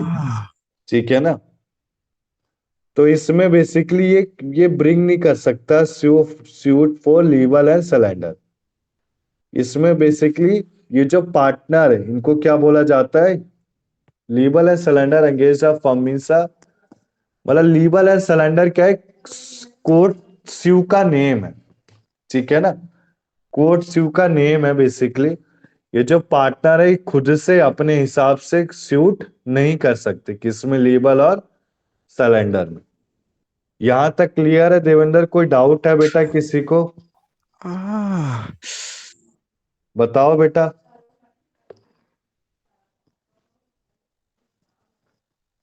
डाउट है देवेंद्र कोई? नहीं सर, ठीक है सर। सीमा, डाउट है आपको?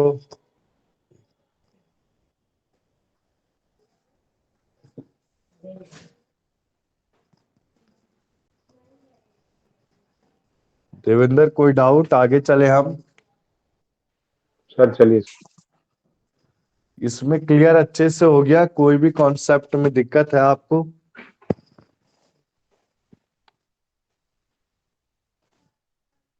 अभी पढ़ना पड़ेगा सर इसको, एक बार पढ़ने से फिर हो जाएगा। हाँ ये तो है बेटा, पढ़ के अच्छे से समझ में आएगा।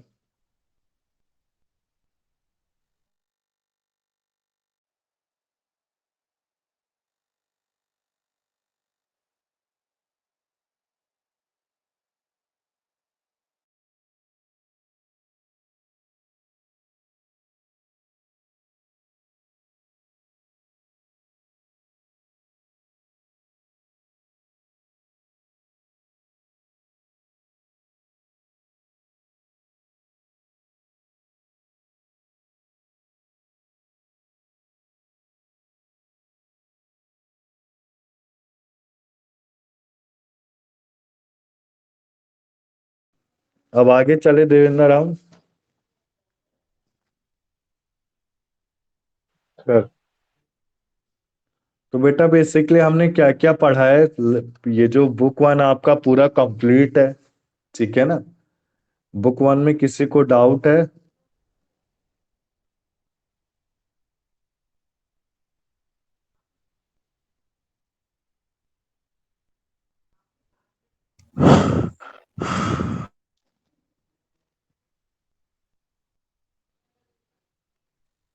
बताओ बेटा, डाउट है किसी को?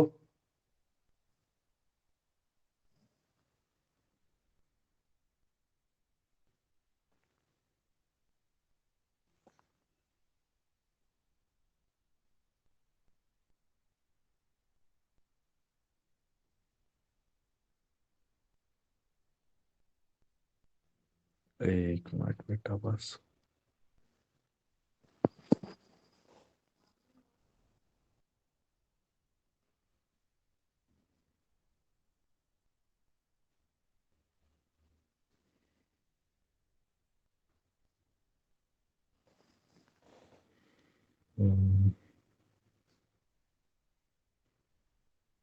डाउट है देवेंद्र आपको?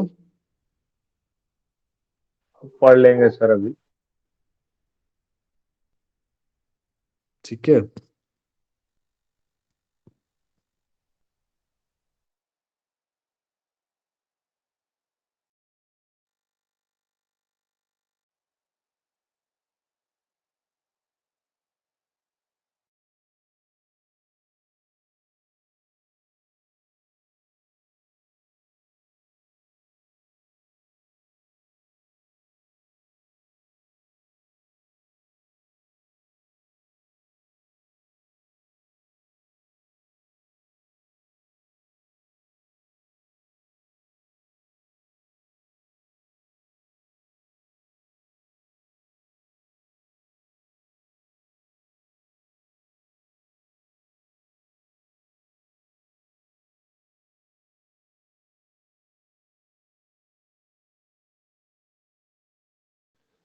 आगे चले बेटा देवेंद्र। हाँ सर, चलिए। ठीक है ना। अब देखो आप, अब आपका बेटा आता है ट्रांसफर ऑफ प्रॉपर्टी एक्ट। ठीक है ना। बेसिकली जो प्रॉपर्टी है, ठीक है ना, प्रॉपर्टी लॉ है। ठीक है ना देवेंद्र। देखो हमने क्या क्या चीजें इंपॉर्टेंट की है, मैंने 5 मिनट पहले मैं बता देता हूँ। ठीक है ना देवेंद्र, याद आएगा आपको। बुक वन मैंने पूरा कंप्लीट करा दिया है, बुक वन में कुछ भी लेफ्ट नहीं रहा है। ठीक है ना। बुक वन हमने बेसिकली जो किया था, एक मैं दिखा देता हूँ आपको। ठीक है ना। बुक वन में, एक मिनट, मैं सिलेबस में ही दिखा देता हूँ बेटा। ठीक है ना। बुक वन में हमारा एक भी चीज लेफ्ट नहीं है, उसका रीजन क्या है कि एग्जाम में ज्यादा इंपॉर्टेंट है। ठीक है ना। लास्ट में देखो यूनिट 5 में बेटा मैंने पार्टनर्स भी करा दिया, रिलेशनशिप विद वन अनदर करा दिया, इनकमिंग एंड आउटगोइंग पार्टनर वो सेम कॉन्सेप्ट है। ठीक है ना देवेंद्र। इसके बाद बेटा यूनिट 4 देखो आप देवेंद्र, मैंने ये भी करा दिया आपको। Unit 4, nature and definition and formation of partnership, registration, effect of non registration of partnership firm. ठीक है ना। इसके बाद डिसोल्यूशन ऑफ पार्टनरशिप फर्म, ये भी हमने कंप्लीट कर दिया है। ठीक है ना। तो जो नॉन रजिस्ट्रेशन है, नॉन रजिस्ट्रेशन मैंने आपको करा दिया कि थर्ड पार्टी पे हम 3 केस किए थे ना नॉन रजिस्ट्रेशन में। एक तो थर्ड पार्टी, अदर पार्टनरशिप और अदर पार्टनर्स पे हम लायबल नहीं है, किसके लिए, स्यू के लिए। ठीक है ना। इसके बाद डिसोल्यूशन ऑफ पार्टनरशिप फॉर्म भी मैंने कंप्लीट करा दिया। सेल ऑफ गुड्स एक्ट आपका पिछली क्लास में हो गया था, और स्पेसिफिक कॉन्ट्रैक्ट आपका पिछली क्लास में कवर हो गया था। ठीक है ना। तो आज जो स्टार्ट करेंगे, आज हम क्या स्टार्ट करेंगे, प्रॉपर्टी लॉ। मैंने आपको बोला ही था। तो बेसिकली प्रॉपर्टी लॉ में देखो आप, unit 1, second, third, fourth, fifth, ये सारे के सारे यूनिट करेंगे हम। यूनिट 1 में हम क्या करेंगे, यूनिट 1 में ये जो प्रॉपर्टी लॉ है, ये दो दो लॉ को एक्ट कर, दो लॉ इसमें कंबाइन है। अभी दो लॉ कौन कौन से कंबाइन है वो समझेंगे। ठीक है ना। सबसे पहला लॉ है आपका, देखो आप, मैं ऐसे कर देता हूं। ठीक है ना। ये लो, सबसे पहला लॉ है बेटा आपका, जो पेपर 3 है। ठीक है ना। बुक 2 है, मैं बुक 1 मैंने करा दिया, बुक 2 चल रहा है हमारा। बुक 2 में प्रॉपर्टी लॉ है। ठीक है ना। थोड़ा डिफिकल्ट है, थोड़ा सा डिफिकल्ट है, पर इजी है। स्टार्ट, इसके नोट सब कुछ रखे हुए। ठीक है ना। आज ही आज मैं प्रोवाइड कर दूंगा, अभी शायद पहुंचे नहीं होंगे आपके पास अभी आज, पर क्लास खत्म होते पहुंच जाएंगे। ठीक है ना देवेंद्र, इसके नोट्स। तो बेसिकली प्रॉपर्टी लॉ में आपका क्या आता है, ट्रांसफर ऑफ प्रॉपर्टी एक्ट, उसके बाद आता है ईजमेंट एक्ट। ठीक है ना। ट्रांसफर ऑफ प्रॉपर्टी एक्ट आपका कहां से स्टार्ट होता है, यूनिट 1 से लेके यूनिट 4 तक। क्लियर है देवेंद्र आपको ये। सर। ठीक है। और यूनिट 5 इंडियन ईजमेंट एक्ट, ये अलग से एक एक्ट है, इसको मैं अलग से करा दूंगा। ठीक है ना। तो यूनिट 1 से लेके यूनिट 4 आपका क्या है, ट्रांसफर ऑफ प्रॉपर्टी एक्ट 1882। ठीक है ना। 1882, 1882। ठीक है ना। तो स्टार्ट करते हैं हम बेसिकली। ठीक है ना। अब देखो आप, ट्रांसफर ऑफ प्रॉपर्टी एक्ट 1882। ठीक है ना। ये आपका प्रॉपर्टी लॉ में है। ठीक है ना। इसके बेटा नोट्स पूरे रखे हैं, एक बार देख लो आप, मैं ऐसे पोर्ट्रेट में दिखा रहा हूँ। ठीक है ना देवेंद्र, एक बार देख लो आप। काफी मुश्किल से मिलते हैं, पर यार अच्छे से मेरे को ये अच्छे लगे, और एक और है मैं अभी दिखा दूंगा लास्ट में क्लास के खत्म होते। मेरे को ये ज्यादा अच्छे लगे क्योंकि इसमें इजी लैंग्वेज है, इसमें थोड़ा क्या है, डिफिकल्ट है और समझ में नहीं आएगा। ये जो प्रॉपर्टी लॉ है ना, इसमें लैंग्वेज डिफिकल्ट है। ठीक है ना। लैंग्वेज की वजह से ही थोड़ा डिफिकल्ट है। ये टोटल 20 पेजेस का है। ठीक है ना।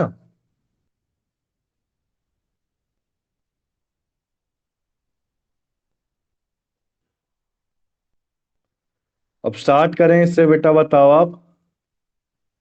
कल करिए। ठीक है ना। तो ट्रांसफर ऑफ प्रॉपर्टी एक्ट 1882। ठीक है ना। ये बेसिकली आपका, इसमें क्या क्या आपको पढ़ना है, ये सब चैप्टर की आउटकमिंग है। ठीक है ना। सबसे पहले आप क्या पढ़ेंगे, इसका इंट्रोडक्शन, इसका एलिमेंट्स, ठीक है ना। फिर पढ़ेंगे मूवेबल क्या होता है, इमूवेबल क्या होता है।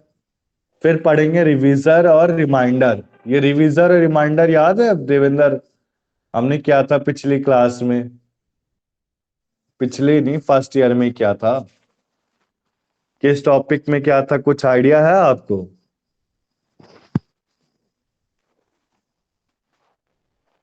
नहीं सर, याद तो नहीं आ रहा। स्पेसिफिक रिलीफ एक्ट बेटा, ठीक है ना। स्पेसिफिक रिलीफ एक्ट में क्या था, टीनेमेंट का रिमाइंडर, ठीक है ना।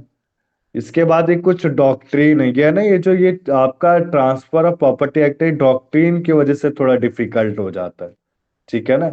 तो मैंने इसी के लिए इस पीडीएफ को चूज किया, क्योंकि मेरे को सिंप्लीफाइड लैंग्वेज लगी और अच्छी।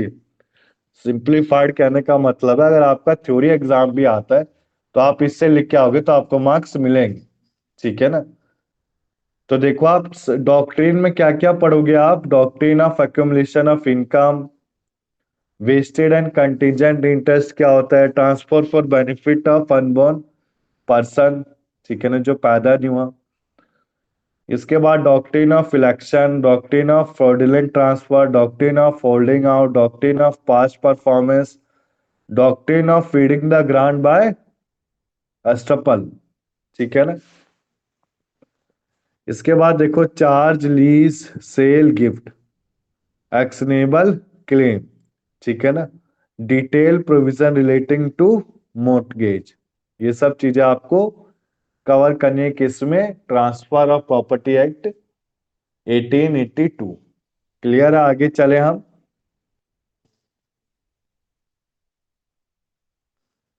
बताओ बेटा, आगे चलें।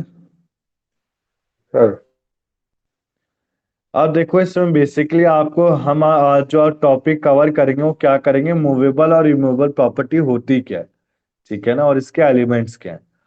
रिवाइजर, रिवीजन, रिवाइजर, रिवाइजर बोलूंगा मैं, ठीक है ना, रिवाइजर और रिमाइंडर हम कब करेंगे, नेक्स्ट क्लास में करेंगे, ठीक है ना। तो बेसिकली देखो आप ध्यान से देखते रहना, ठीक है ना।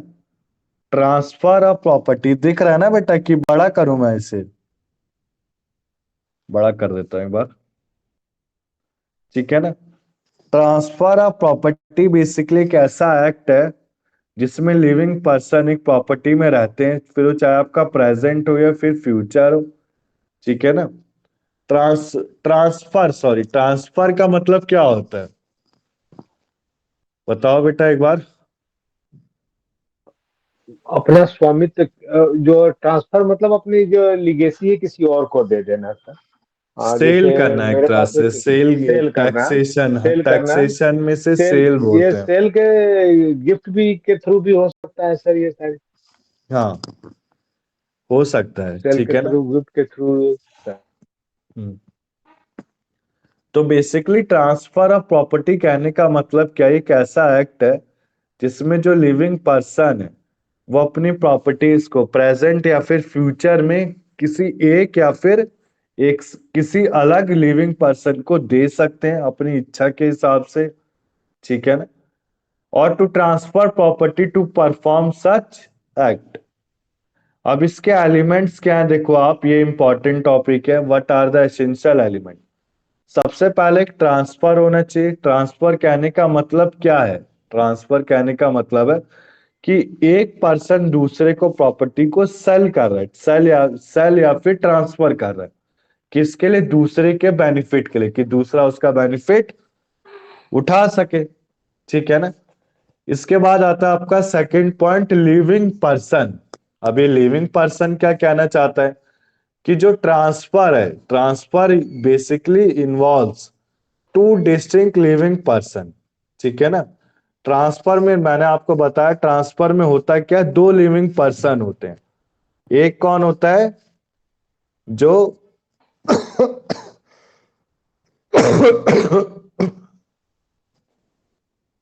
एक जो ट्रांसफर दे रहा है और दूसरा जो ट्रांसफर ले रहा है। अब ये लिविंग पर्सन में क्या क्या आते हैं बेटा, कंपनी आ जाता है, एसोसिएशन आ जाता है, बॉडी ऑफ इंडिविजुअल आता है, जो इनकॉर्पोरेट हो या फिर ना हो, ठीक है ना। अब देखना, कंपनी तो आप सबको पता होगा, पर एसोसिएशन ऑफ पर्सन और बॉडी ऑफ इंडिविजुअल नहीं पता होगा।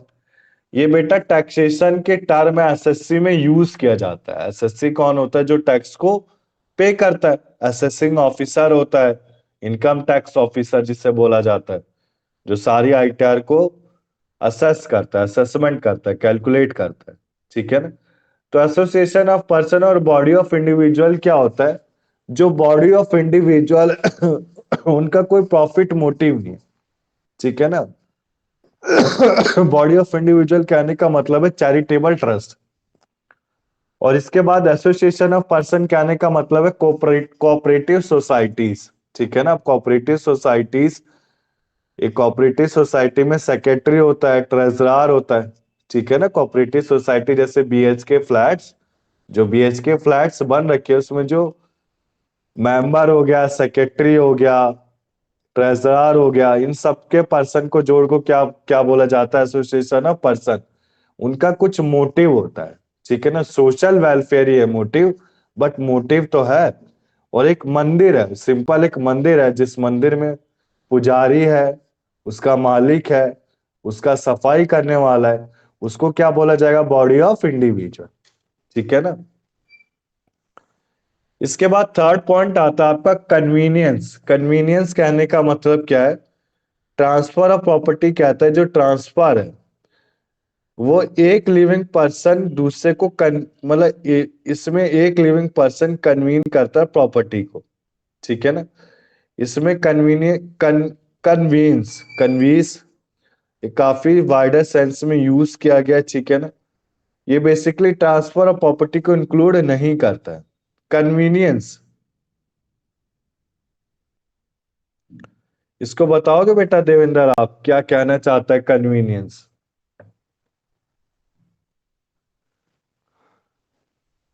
है देवेंद्र, कुछ बता पाओगे बेटा कन्वीनियंस का क्या मतलब है?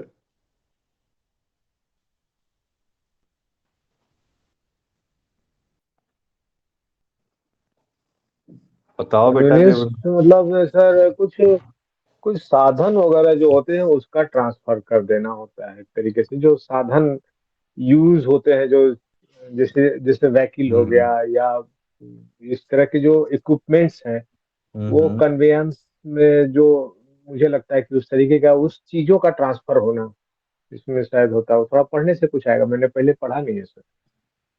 ठीक है, बेसिकली जो कन्वीनियंस है इसको क्या बोला जाता है? जो प्रॉपर्टी आपकी ट्रांसफर की जा रही है एक लिविंग पर्सन से। ठीक है ना? जो लिविंग पर्सन ट्रांसफर कर रहा है अपनी प्रॉपर्टी को, उसे कन्वीनियंस कहते हैं। ठीक है ना? इसमें क्या क्या नहीं आता? एक फैमिली अरेंजमेंट नहीं आता, एक सेटलमेंट ऑफ डिस्प्यूटेड क्लेम नहीं आता, एक रिलीज रिलिक्विशमेंट एंड सरेंडर सरेंडर नहीं आता, और लास्ट आपका पार्टीशन नहीं आता। ठीक है ना? तो मैं कन्वीनियंस आपको बता देता हूँ देवेंद्र बेटा, ये क्या होता है? ड्राफ्टिंग का पार्ट है। ठीक है ना? जब हम ड्राफ्टिंग की बुक करेंगे लास्ट में जो ऑप्शनल है, उस ड्राफ्टिंग में मैं कन्वीनियंस का मतलब अच्छे से बताऊंगा। ठीक है ना? बस आपको आप ऐसे समझ लो ये ड्राफ्टिंग से रिलेट करता है। जैसे हम ड्राफ्ट करते हैं ना, सेल डीड, गिफ्ट डीड। ठीक है ना? ड्राफ्ट बनाते हैं, तो ये ड्राफ्टिंग से आपका रिलेट करता है। इसके बाद आता है आपका प्रॉपर्टी। ठीक है ना? प्रॉपर्टी का कहने का मतलब है आप ट्रांसफर ऑफ प्रॉपर्टी में प्रॉपर्टी तो होना ही चाहिए। प्रॉपर्टी के बिना तो आप ट्रांसफर कुछ कर नहीं सकते। जो सब्जेक्ट मैटर है वो क्या होना चाहिए? आपका प्रॉपर्टी होना चाहिए। ठीक है ना?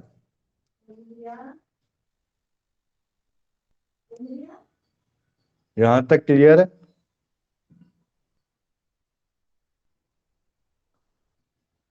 अब इसके बाद फिफ्थ पॉइंट कहता है इन प्रेजेंट और इन फ्यूचर। जो ट्रांसफर ऑफ प्रॉपर्टी आपका या तो प्रेजेंट में हो या फिर फ्यूचर में हो। ठीक है ना? बट प्रॉपर्टी एग्जिस्टेंस में होना ही होना चाहिए। ठीक है? यहां तक क्लियर है? तो आप देखो सब्जेक्ट मैटर क्या होना चाहिए? आपका प्रॉपर्टी होना चाहिए। किसमें? Essential element of transfer of property में। और लास्ट आपका जो प्रॉपर्टी है वो कैसा होना चाहिए? कैसा होना चाहिए मतलब प्रॉपर्टी जो ट्रांसफर कर रहे हो या तो वो आपका प्रेजेंट में हो या फिर आपका फ्यूचर में हो। यहां तक क्लियर है? आगे चलूं मैं? बताओ बेटा देवेंद्र, आगे चले हम कि करें और? हाँ सर, चलिए सर। अब इसके बाद आता है मूवेबल और इमूवेबल प्रॉपर्टी। ठीक है ना? इसका ये वो भी दे रखा है। ठीक है ना? एक बॉक्स से चार्ट से समझाया है। तो बेसिकली मूवेबल प्रॉपर्टी होता क्या है? ठीक है ना?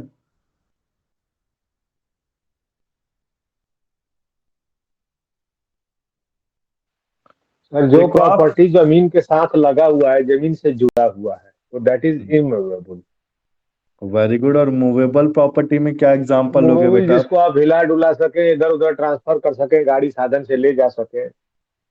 हम्म। तो देखो आप और मूवेबल इसमें, प्रॉप हाँ हाँ, बोलो देवेंद्र आप। अब इसमें जैसे कुछ चीजें ऐसी होती हैं जिसको आप टच नहीं करते हैं, उसको भी इमूवेबल में काउंट करते हैं, ऐसा मुझे लग रहा है। जैसे सॉफ्टवेयर है, सॉफ्टवेयर को बेचना। हम्म। मैंने कहीं पढ़ा नहीं, लेकिन मैं सोचता हूँ कि ये शायद इसको कहाँ रखेंगे, इसको भी मूवेबल में ही रखेंगे। सॉफ्टवेयर को बेचना। जैसे सर, जैसे आईटी कंपनियां हैं ना सर, अपने एंटिटी को बेचती हैं। जैसे हम्म। जैसे मान लो एंटीवायरस, आपको कोई एक सॉफ्टवेयर बेचा, हाँ क्विक हाँ। हील। तो हम्म। वो भी एक मूवेबल प्रॉपर्टी का हैंडलिंग हो रहा है ना सर। हाँ वेरी गुड, मूवेबल है। और इमूवेबल में एंटिटी, बिजनेस एंटिटी। हाँ, बिजनेस बिजनेस एंटिटी भी जैसे बेच दिया सर आपने, जैसे, तो वो भी तो मूवेबल ही मूवेबल में कहलाएगा। मूवेबल है कि इमूवेबल है बिजनेस एंटिटी आपका? सर, जनरली ऐसा इमूवेबल में ये बोलते हैं जिसको जमीन से आप अलग नहीं कर सकते हैं, that is immovable. Very good. और बाकी सब मूवेबल में आ जाएगा। करेक्ट है। ठीक है ना? देखो आप, बेसिकली मूवेबल प्रॉपर्टी आपके होते क्या है जिन्हें मूव किया जा सकता है? जैसे स्टैंडिंग टिम्बर। टिम्बर है, टिम्बर क्या होता है? आपकी हाइट का होता है, आप उसे उखाड़ के कहीं पे भी ले जा सकते हो। Growing grass. ठीक है ना? या आप सबको पता होगा बेटा। ठीक है ना? प्रॉपर्टी कोई डिस्क्रिप्शन है एक्सेप्ट इमूवेबल। सब मूवेबल प्रॉपर्टी में क्या आता है? इमूवेबल प्रॉपर्टी को छोड़ के सारी चीजें। अब इमूवेबल प्रॉपर्टी में क्या क्या आता है? इमूवेबल प्रॉपर्टी में आता है जो, जैसे immovable property does not include standing timber, growing crop, grass. ये सब आपके मूवेबल प्रॉपर्टी का पार्ट नहीं है।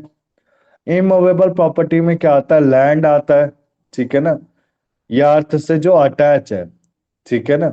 या जो कुछ भी ऐसा जो अर्थ से आपका अटैच है। तो बेसिकली इसमें क्या क्या आता है? आपका लैंड आता है, बिल्डिंग आता है, राइट ऑफ फेरीज आता है, फिशरीज आता है, other benefit arise of land but attach to the earth आता है। इसमें क्या क्या नहीं आता है? स्टैंडिंग टिम्बर, ग्रोइंग क्रॉप्स और ग्रास। ठीक है ना? Immovable property includes not only the physical object like building, मतलब एक तरह से बेनिफिट और इंटरेस्ट को भी कवर करता है। ठीक है ना? जैसे आपने बताया बिजनेस एंटिटी देवेंद्र आपने, तो एक तरह से क्या ये बेनिफिट ही तो है, ये बेनिफिट और इंटरेस्ट। तो इमूवेबल प्रॉपर्टी में आपका लैंड और बिल्डिंग, जैसे लैंड और बिल्डिंग को हिलाया जा नहीं सकता कि एक जगह से दूसरी जगह ले जाए, तो लैंड एंड बिल्डिंग तो इमूवेबल प्रॉपर्टी का पार्ट है ही। साथ में आपका क्या सर, क्या कहीं आता है? कहीं तो हम्म। वेस्टर्न कंट्री में तो आजकल बिल्डिंग में मूवेबल हो गया है सर। पूरा उसको नीचे से, जमीन से उतार के पूरी पूरी बिल्डिंग गाड़ी पर लाद के लेको ट्रांसफर हो जाता है इधर से उधर सर। वो अलग चीज है बेटा, वो तो मैं भी समझ रहा हूँ। ठीक है ना? पर एक एग्जाम्पल है कहने का। Yes sir. इसमें देखो, इसमें देखो आपका बेनिफिट आ गया, इंटरेस्ट आ गया, तो ये क्या होगा आपका? इमूवेबल प्रॉपर्टी में आपका बेसिकली बेनिफिट और इंटरेस्ट भी आपका इंक्लूड होता है। क्लियर है यहां तक? ठीक है ना? जैसे किसी को इंटरेस्ट दे दिया किसी बिजनेस एंटिटी का। ठीक है ना? अब बिजनेस एंटिटी क्या एक तरह से बिल्डिंग है, बिल्डिंग को क्या आप मूव कर सकते हो? नहीं कर सकते, तो ये क्या होगा आपका इंटरेस्ट होगा। ठीक है। अब इसके बाद देखो आप, अब आता है आपका किस किस को बोला गया है इमूवेबल प्रॉपर्टी। ठीक है ना, ये इंपॉर्टेंट है। ठीक है ना, बेसिकली इमूवेबल प्रॉपर्टी किसको बोला गया है? एक तो right to way, right of ferry, right of fishery, right to receive future rent and profit. किस किस को नहीं बोला गया? Growing grass, grass, standing timber और कॉपीराइट। कॉपीराइट क्या है? मूव होता रहता है। ठीक है ना, अब जैसे मेरे पास मैंने गाना को क्रिएट कर दिया तो कॉपीराइट मेरा हो गया। अब मेरे से कोई कॉपीराइट खरीदना चाहता है तो मैंने उसको अपना पूरा का पूरा गाना ही दे दिया, ले भाई तू गाना रख ले, मेरा को कुछ अमाउंट दे दे और तू मेरा पूरा का पूरा गाना रख ले। तो ये क्या होगा आपका मूवेबल प्रॉपर्टी में आएगा।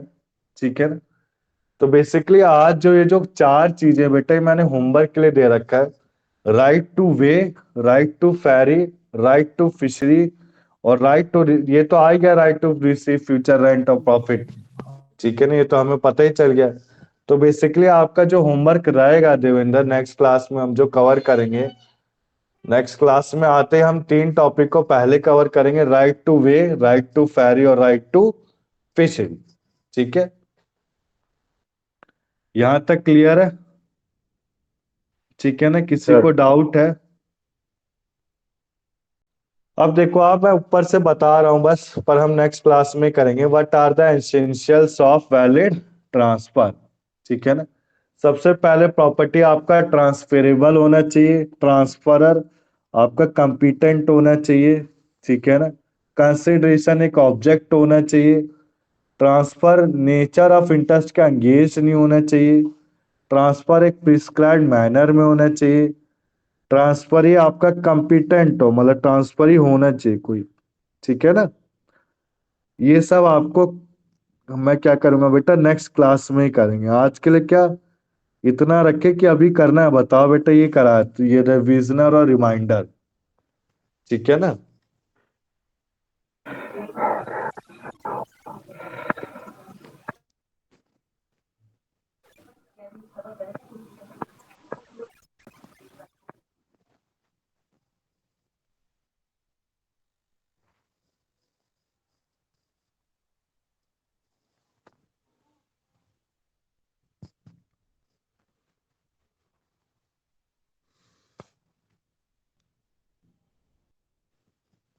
कोई डाउट है बेटा किसी को?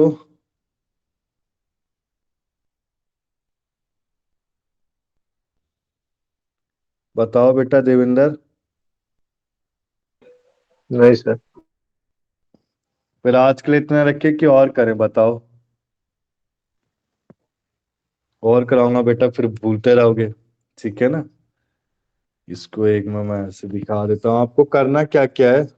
ठीक है ना, नेक्स्ट क्लास में, नेक्स्ट क्लास में हम ये कुछ एप्लीकेशन रूल्स पढ़ेंगे। ठीक है ना, डॉक्ट्रिन, ये ना आपको थोड़ा इसको डिफिकल्ट लग रहा इसको होगा पर इसको इसको आज भिजवा दीजिए सर मैडम को, तो हम लोग प्रिंट निकाल लेंगे, फिर नेक्स्ट हाँ क्लास मैं में अभी इसको भिजवा देता हूँ। थोड़ा आसान है। जी जी। मैंने भिजवा रखा है बेटा ये। ठीक है ना, बोल दिया था मैम को, दे भी रखा है। मैडम आज ही आज में भेज देंगे इसे। ये मैंने कल रात को ही प्रिपेयर किया है ये सब कुछ। ठीक है ना, काफी अच्छी लैंग्वेज है ये, मेरे को तो देखो सही लगी। औरों में यार, औरों में क्या है ना, दिमाग बहुत पजल हो जाएगा देवेंद्र, पढ़ पढ़ के ना बहुत कुछ भूल भी जाओगे और समझ में नहीं आएगा। मोर्टगेज के टाइप्स हैं सारे, इसमें ने क्या एग्जाम्पल से भी दे रखा है और अच्छे से आ जाएगा समझ।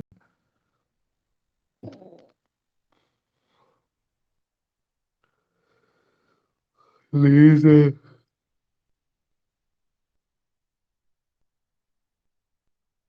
गिफ्ट है, ऑनरियस गिफ्ट है।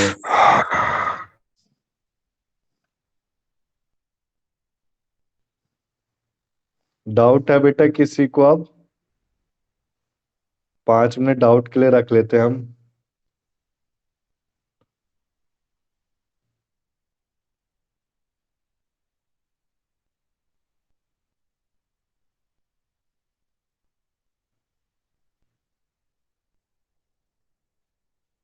बताओ बेटा देवेंद्र, किरण, रिंकू, डाउट है आपको?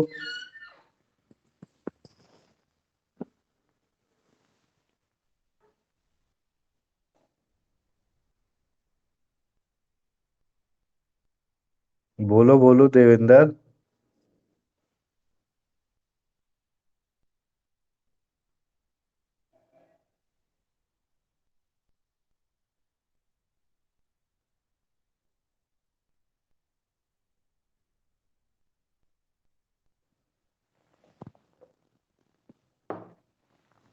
बोलो बेटा देवेंद्र। नहीं सर। फिर आज के लिए क्या इतना ही रखे हम क्लास को, हाँ सर। क्योंकि बच्चे भी काम है। ठीक है ना? ये कैमियो में कौन है बेटा?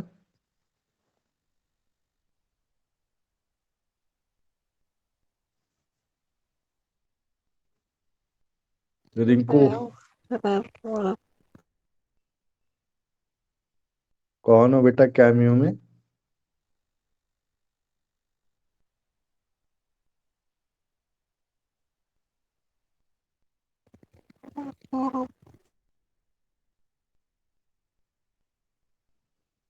रिंकू, किरण, कोई डाउट है बेटा आपको? नहीं सर। आज के लिए इतना रखे हम क्लास को।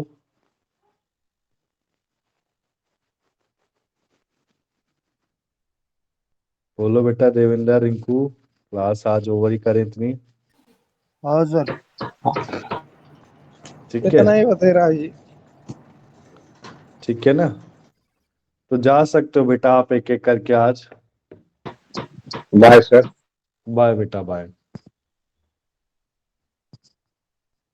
बाय बेटा बाय। किरण जा सकते हो आप।